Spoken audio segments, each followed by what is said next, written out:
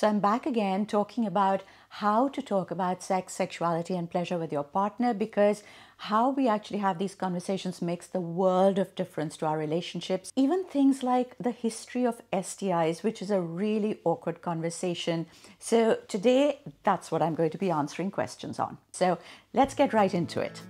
My best friend recently got chlamydia from a Bumble date, and it has really scared me. But I just got out of a serious relationship and would really like to have some harmless fun. Yet, how do I meet guys without creeping them out if I ask about their sexual history, even though I just want a casual thing?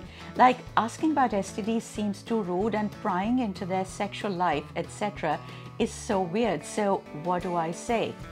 Now, you know what? I'm really sorry about your friend who caught chlamydia. I think that's the sort of thing that highlights how important it is for us to practice safe sex, because you just never know who's going to be carrying an STI and when you actually might get it from them. So actually, I think safe sex is probably the #1 priority that we should all be focusing on. Now, I totally understand how difficult and awkward it can be to ask about somebody's sexual history, especially if it's just a casual thing.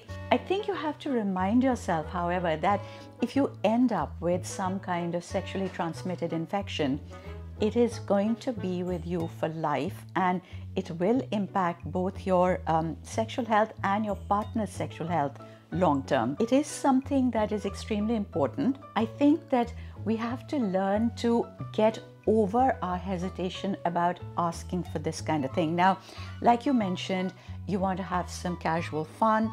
That's perfectly normal. It's a healthy thing to do, to explore your sexuality, to explore a little bit of fun. But you have absolutely no idea where your potential partner has been and what they might be carrying. So I think the thing to say to yourself is, don't overthink it. You're going into this for fun. So getting ill with it or getting an STI with it is not going to be fun. Hence, you need to make this a priority and ask. And I totally understand when people say that it can get really awkward, but you know how when sometimes you go for an interview, people actually practice for how they're going to ask a question or how they're going to answer a particular question? Maybe this is something you could actually rehearse in front of the mirror. Understand what words you can use. So maybe the way to start is to say, I'm looking forward to being with you. I'm looking forward to the fact that this is going to be really fun, no strings attached. But the one thing that we really need to be careful about is our long-term safety. So could we perhaps make sure that we both are on the same page when it comes to practicing safe sex? And I think maybe if it's put like that, it won't feel so awkward, but definitely work out what is the sentence that works for you. And whatever the answer might be, you know, maybe your partner might think, oh, this is a little bit strange and where is this coming from? And a lot of people try and blow off the question. Whatever happens, remember, you don't take a blow off. You wait for your answer, because this is an extremely important thing for you to understand, to know, and to be absolutely sure of. It's my and my partner's first same-sex relationship, and it's been 2 years now, but it's been a year since they've had sex with me. And when I spoke to them about it, they said that they felt insecure because they can't do it the way that I want, which is like basic effort. So they decided not to do it at all. And I feel it's kind of unfair. So I think the first thing to remember is that if your idea of pleasurable intimacy is coming down to basic effort, we really need to be rethinking how your relationship with your own intimacy and your own body is, because surely this idea of the same-sex relationship is to be with somebody that you really want to be with. And I feel that intimacy should be a little bit more fun than just basic effort. So I think the first thing to do is actually up your game just a little bit and make it really worth your while for both of you, because I do believe that really good mutually pleasurable intimacy is an intense and fabulous bond between two people. Now, I do realize that same-sex couples face far more challenges than heterosexual couples when it comes to sexual intimacy, because there are literally no places where one can go to see what same-sex intimacy should look like. So we don't have any films, we don't have any sex education classes on it.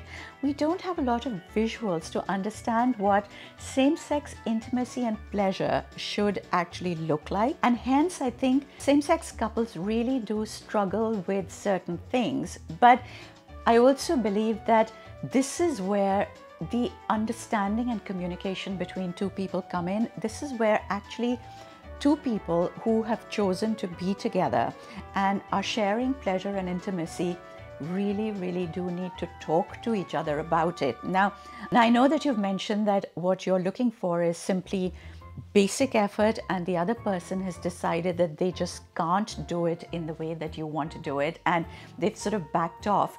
You have to understand maybe that it isn't basic effort. Maybe what you were putting across in your feelings was something that they felt really uncomfortable with, or they just didn't feel that they could do it well enough for you. So rather than disappoint you, they've chosen to step back. Sexual intimacy, sexual relationships are a deeply emotional thing. It's where two people come together at their most vulnerable, and they want to be there for each other, plus for their own pleasure. And I think that the best sexual intimacy, the best pleasure comes where you totally give yourself up to the other person. So it really is very much about dropping your ego, about becoming really vulnerable, about being there for the other person. If you go into that intimate moment carrying the burden of someone else's expectations, it can be a huge amount of pressure, and it's really distressing to you. So in a way, I can understand why your partner might have chosen to take a back seat. It's not because they don't want to be over there for you. They actually don't want to be the ones letting you down, because they don't want you to feel that they're not good enough for you. So this is where, once again, communication comes in. This is where you actually sit down and have a conversation. Make the other person feel secure and loved and wanted. Let them feel that you actually want to be with them. Ask them maybe what they would like when they come together with you. And actually, maybe this is where the conversation happens, where you both exchange exactly what you would like and what you're looking forward to, and pinpoint where the other person might have misunderstood your intentions, and go forward from there. So if you liked the video and you found it useful, go and check out some of the previous videos that I've done where I've answered many more of your questions, and I wish you, as always, good sexual health.